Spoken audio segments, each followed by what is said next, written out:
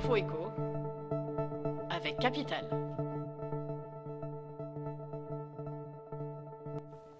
Le fait du jour, la loi sur le pouvoir d'achat.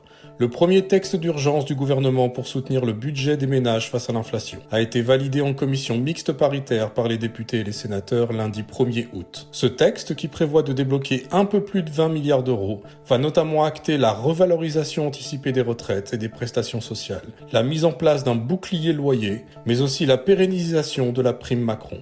Retrouvez sur notre site les principales mesures adoptées pour les particuliers.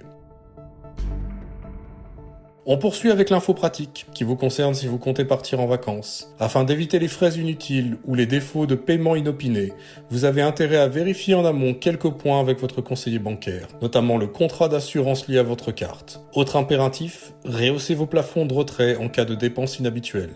Attention également aux frais bancaires, qui peuvent être particulièrement élevés dans les pays hors de l'UE. Retrouvez sur notre site les 5 réflexes à adopter avec votre carte bancaire pour profiter pleinement de vos vacances.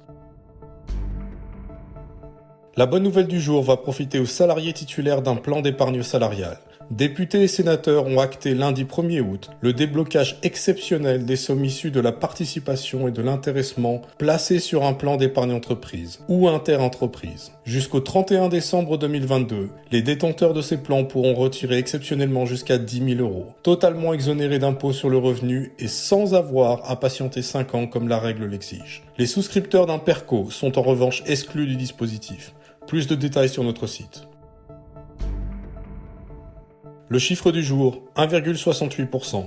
C'est le taux moyen auquel les emprunteurs ont décroché un crédit immobilier au mois de juillet. C'est 16 points de base de plus qu'en juin, selon l'Observatoire Crédit Logement CSA, soit la plus forte hausse constatée en 2022. Cette explosion doit cependant être relativisée puisqu'elle est largement inférieure à l'augmentation du coût de la dette française sur 10 ans, sur laquelle les banques se basent pour établir leur grille de taux. Retrouvez dans notre article les taux auxquels vous pourrez emprunter sur 15, 20 et 25 ans.